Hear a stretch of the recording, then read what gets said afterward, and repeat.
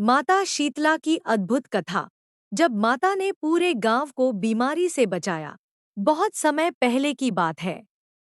शीतला अष्टमी के दिन लोग माता शीतला की पूजा बड़े श्रद्धा भाव से करते थे। कहा जाता है कि माता शीतला अपने भक्तों को रोगों और महामारी से बचाती है। उनके हाथ में झाड़ू, कलश और नीम के पत्ते होते हैं।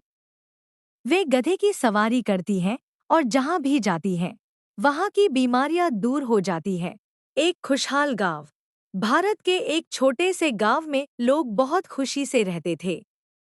खेत हरे भरे थे, मंदिरों में घंटियां बजती थी और हर घर में सुख शांति थी। उसी गांव में गोपाल नाम का एक गरीब किसान रहता था। उसकी पत्नी गौरी बहुत धार्मिक थी। वह रोज सुबह उठकर माता शीतला की पूजा करती और गांव वालों को भी पूजा करने के लिए कहती। लेकिन गांव के कुछ लोग माता की पूजा को महत्व नहीं देते थे। वे कहते, ये सब अंधविश्वास है। बीमारी दवा से ठीक होती है, पूजा से नहीं। गौरी मुस्कुराकर कहती, दवा भी जरूरी है और माता का आशीर्वाद भी। गांव में बीमारी का प्रकोप। एक दिन अचानक गांव में भयंकर बीमारी फैलने लगी। बच्चों को तेज बुखार आने लगा। लोगों के शरीर पर फोड़े निकल आए और पूरा गांव डर से कांप उठा। हर तरफ रोने की आवाजें आने लगी।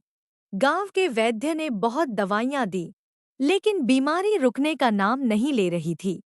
तभी एक बूढ़ी औरत गांव में आई। उसके हाथ में नीम की डाल थी और माथे पर तेज चमक रहा था। उसने कहा, तुम लोगों ने माता शीतला का अपमान किया है। जब तक श्रद्धा से पूजा नहीं करोगे, बीमारी शांत नहीं होगी। कुछ लोगों ने उसका मजाक उड़ाया, लेकिन गौरी ने तुरंत उसके चरण छू लिए। रहस्यमयी सपना। उस रात गौरी को सपना आया। उसने देखा कि एक दिव्य महिला सफेद वस्त्र पहनकर गधे पर बैठी है। उनके हाथ में कलश और झाड़ू है। उनके पीछे तेज प्रकाश फैल रहा है। माता ने कहा, कल सुबह पूरे गांव में नीम के पत्ते बांटो, ठंडे भोजन का भोग लगाओ और सबको प्रेम से रहने को कहो। गौरी घबराकर उठी। उसे समझ आ गया कि ये स्वयं माता शीतला थी। अगली सुबह गौरी ने पूरे गांव को इकट्ठा किया। लोगों ने मिलकर मंदिर साफ किया। नीम के पत्तों से घर सजाए गए। ठंडे भोजन का भोग लगाया गया क्योंकि माता शीतला को ठंडा प्रसाद बहुत प्रिय माना जाता है।